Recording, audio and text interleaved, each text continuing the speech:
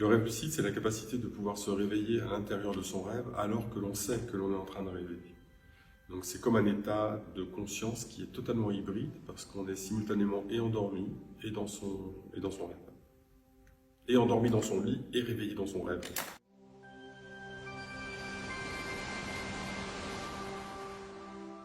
La pratique du rêve, en fait, elle a toujours été présente puisque dans l'accompagnement ou dans les formations que j'ai pu faire, que ce soit en sophrologie ou dans l'interprétation des rêves avec quelqu'un d'extraordinaire, Maïsou Robert Dantec, à qui je dois toute cette approche en fait au départ.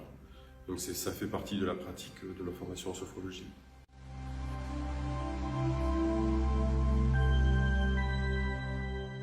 Un rêveur lucide, c'est quelqu'un qui récupère plus vite pendant ses nuits, c'est quelqu'un qui a plus de créativité. Ce sont des études qui sont prouvées, qui ont été faites en Angleterre, en Allemagne, également aux États-Unis, à l'université de Stanford, qui a été un des pionniers pour la découverte de l'état de conscience justement de lucidité dans le rêve.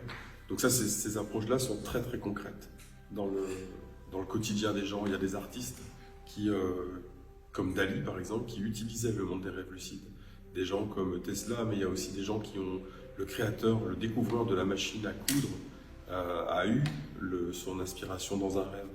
Il y a aujourd'hui en France des créateurs et des chercheurs qui ont également ça, comme une personne qui travaille sur les ondes, ou une autre aux États-Unis qui a rêvé d'une machine pour créer des champs magnétiques pulsés et rotatifs. En fait, ça vient des rêves. Il y a plein de choses qui viennent des rêves.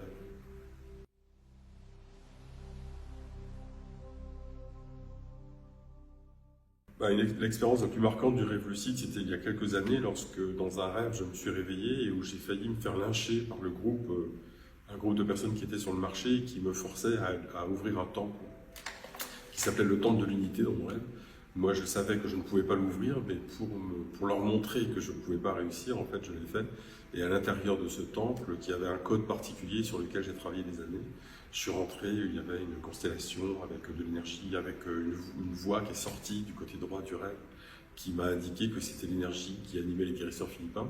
Et en fait, quelques mois plus tard, mais très peu de temps après, je me suis retrouvé en contact avec le père de Michel Orbito, avec qui je travaille aujourd'hui, et qui est guérisseuse philippine, et à qui j'ai pu remettre le rêve et le code d'entrée dans le temple de l'union.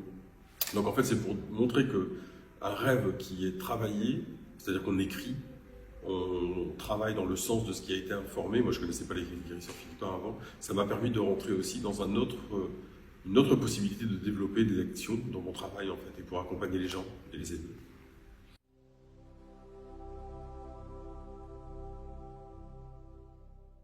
Le stage de rêve lucide, c'est assez simple en fait.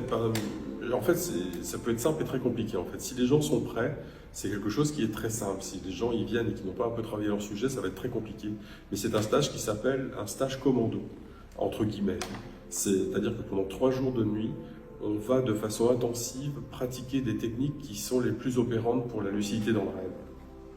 Donc il va y avoir un travail avec des lampes hypnagogiques qui vont venir ouvrir le 3e œil et la DMT qui est alors stimulée immédiatement.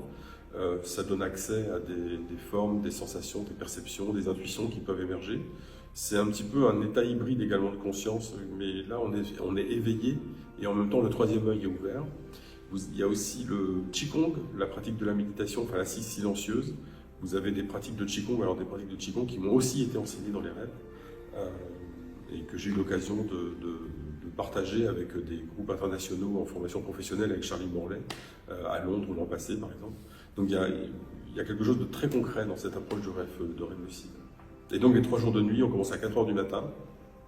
Il y a tout un travail technique autour du cahier des rêves qui est le principal objet en fait, de la lucidité. C'est assez simple, pas de cahier des rêves, pas de lucidité. Il s'agit de rentrer dans une dimension de contact avec son monde intérieur et en le respectant et en l'honorant quand on a récupéré les informations.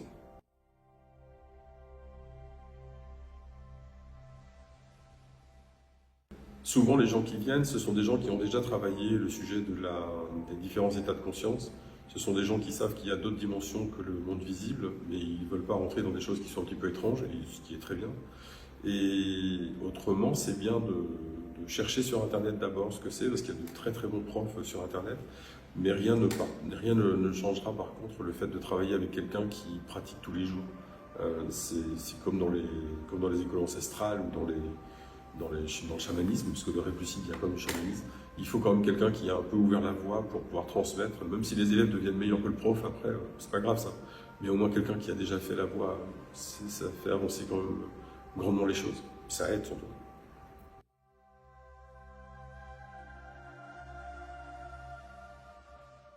Si les gens pensent que c'est pas possible, c'est pas possible. Si les gens pensent que c'est possible, ça le devient.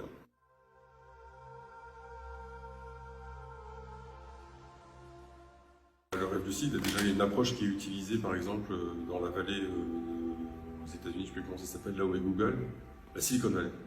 Il y a déjà des pratiques et des pratiquants qui font partie de groupes de rêveurs lucides pour développer sur des recherches et des découvertes innovantes.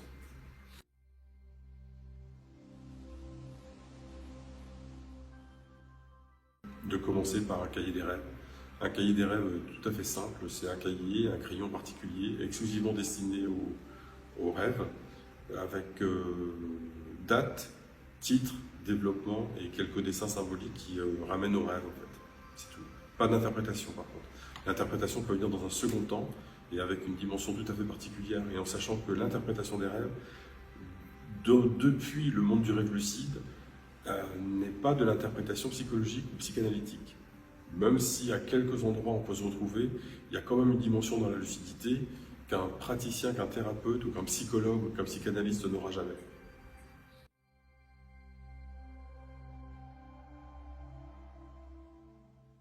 Chaque nuit, faire attention à ses rêves, les programmer, chaque matin les récolter et continuer à les travailler tranquillement. On dit honorer le monde des rêves, c'est de bien faire attention aux messages qui émergent de la nuit et c'est acte point, c'est d'agir en fonction de l'info qui a été donnée dans les rêves pour arriver sur des zones de notre vie en fait sur lesquelles on ne peut même pas imaginer aller aujourd'hui en fait. Donc moi par exemple travailler avec les guérisseurs philippins pour un occidental classique c'est impossible. Donc je suis l'incarnation de quelque chose qui est improbable en fait qui peut arriver si on suit en fait sans savoir si c'est faisable ou pas faisable simplement en suivant le rêve.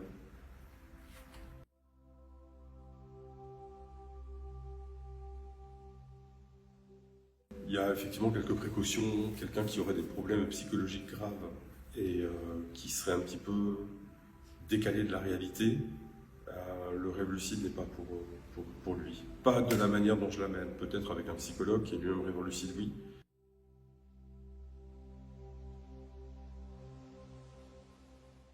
La pratique du rêve lucide et son avenir est très simple, c'est que ça peut être une technique qui soit associée au monde de la rééducation fonctionnelle, de l'accompagnement pour les gens qui sont en dépression ou qui veulent mourir, mais également pour accompagner des gens et des enfants en fin de vie, pour apaiser et partir en paix. C'est ce qui est déjà fait dans plein d'autres pays du monde.